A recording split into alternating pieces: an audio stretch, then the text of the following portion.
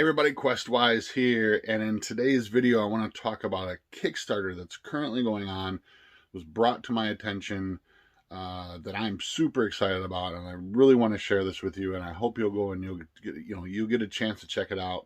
Hopefully you'll be as interested as I am and want to back this project.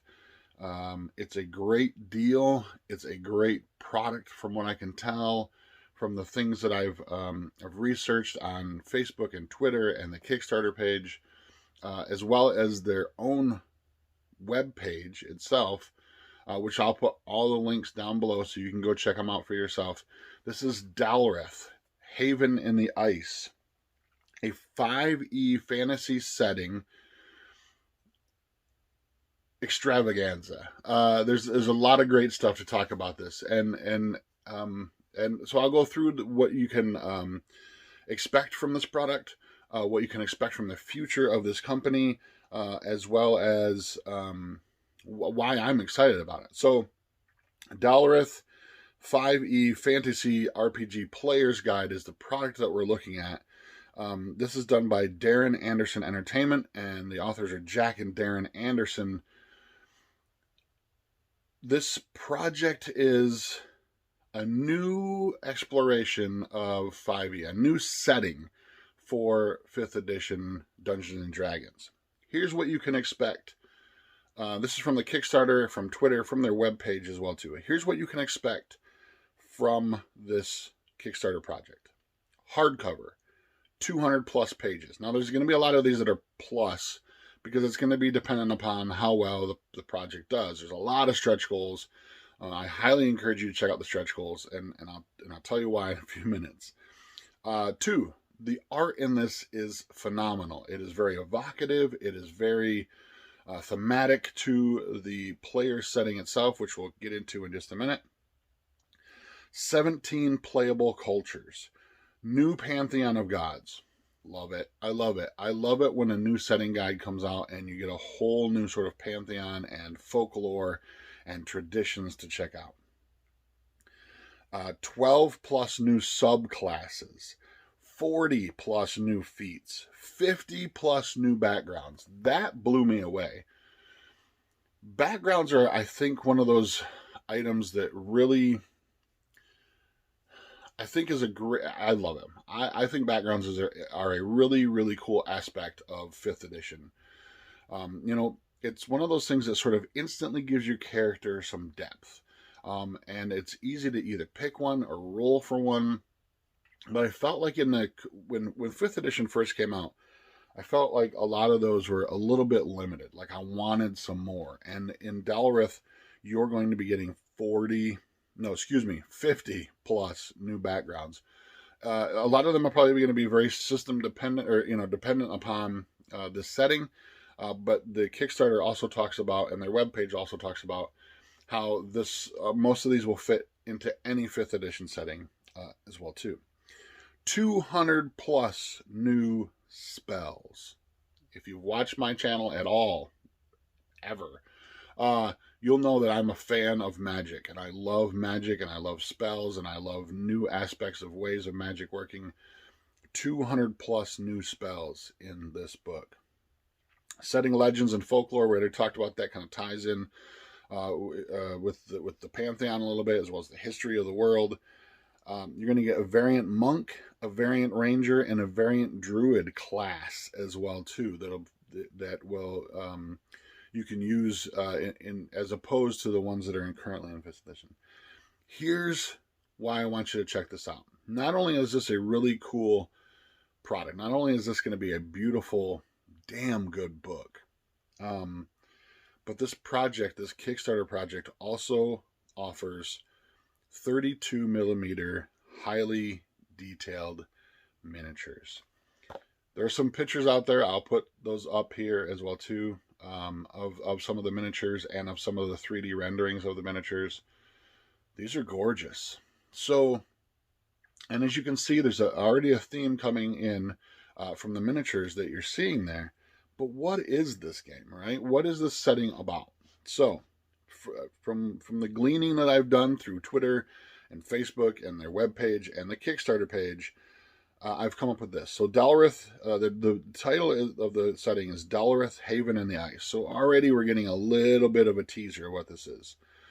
It is a city surrounded by glaciers and heated by an ancient volcano. So there's sort of this utopia within this whole region of ice. Political intrigue between 5 noble houses. Sold. Like, I'm already in.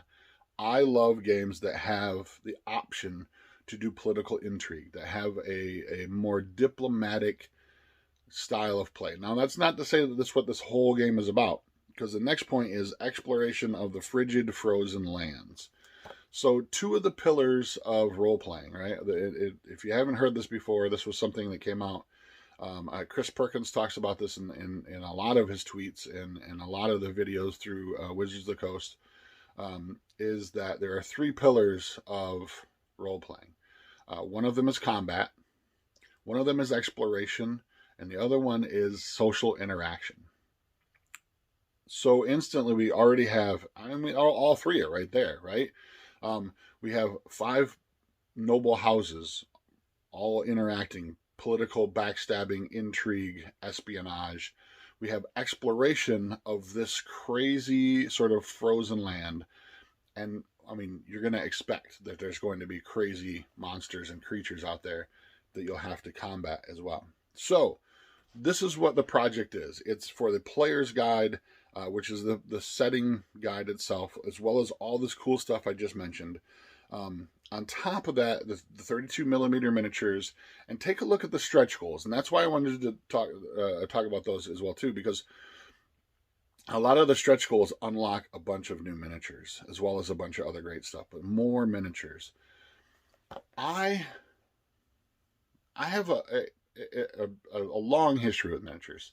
So when I first started playing the game in AD&D Second Edition, if we're gonna stay with Dungeons and Dragons, I started with Advanced Dungeons and Dragons Second Edition, and I remember getting I think it was called the Battle System book, which was basically taking the D&D rules and sort of making a tabletop miniatures game with them. And I went and bought a box of random, I think there were maybe 40 miniatures in it. They were Warhammer miniatures. Painted them up. Horrible at the time. My first painting job was the worst. But I had miniatures, and I tried the battle system thing out. And then the more I began to interact with the game, the more I began to interact with people. And this was sort of like late high school, early college. We strayed away from the miniatures. We didn't use them as much. Most of the time, because we were playing in a college dorm room, there was not a place to really lay out a battle map or anything like that. It wasn't until later, right around the time that 4th edition came out, and you'll hear me say this before, I think the 4th edition was sort of the plug-and-play edition of D&D. And it was great for what it was. I enjoyed 4th edition, and I played a lot of it. But that's where miniatures sort of made a resurgence for me in my game. I began to buy a lot of miniatures. I began to collect a lot of terrain pieces and battle mats and those cool tiles, battle tiles, and I still have a lot of them today. In my 5th edition games, I on and off with miniatures a little bit. If there's something that needs to be very detailed in the way that it's tactically displayed, I will break out a battle mat or some tiles and bring out miniatures. But what I like really to do, and you've heard me say this before probably, I love tactile things in role-playing games. I love bits and chits and stuff. So if I can have tokens to represent my inspiration, I will do so. I love to have a representational mini of my character at the table with me, just to have it, even if we're not using a battle mat, even if and I'll do it even as a dungeon master. I'll have miniatures for some of the big bad guys that I'm going to throw at the players, just to have a representation, and I'll set those on the table, or I'll put them on the other side of the dungeon master screen if I'm using one. So I love miniatures. The fact that these are 32 millimeter miniatures are awesome. It's going to give you a lot of detail. It's going to give you a lot of great space to be creative if you're a painter, if you're a hobbyist.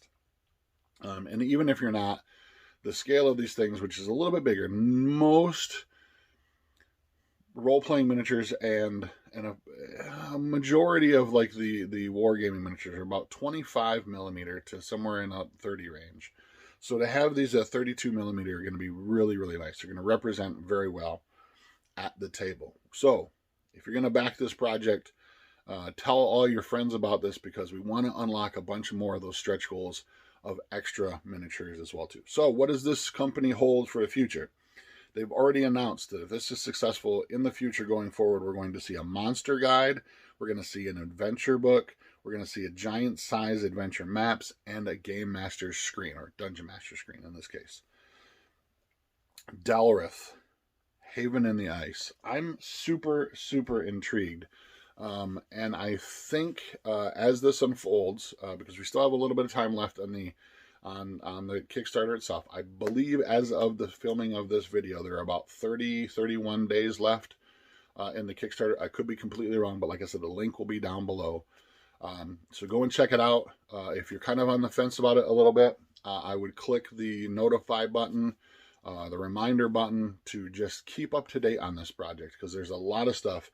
The author and the company itself are putting out tons of content on Twitter and on Facebook. So they're not being shy about what's coming, what's in the works. This is a project you're going to want to see funded. I think this is going to be great. Anytime we can get a new setting for D&D, it's always a good thing. And this one's going to be one of the good ones. I think this is going to be really, really sweet. So Dalreth-Haven City in the Ice, like I said, all the links will be in the notes down below. Go check it out. Let me know leave me a comment. Let me know what you think about this. I'd love to discuss this. I think I might, as this develops, I think I might make a series.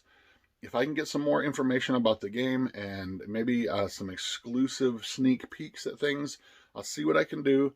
I might make this a series of videos. We might talk about magic. We might talk about backgrounds. We might do a video about the new subclasses, and just tease those a little bit and talk about how those are going to interact with the D&D 5th edition rules and how this world is going to play out. So Dalreth-Haven in the Ice. I am Questwise, my friends. Game on. Stay safe.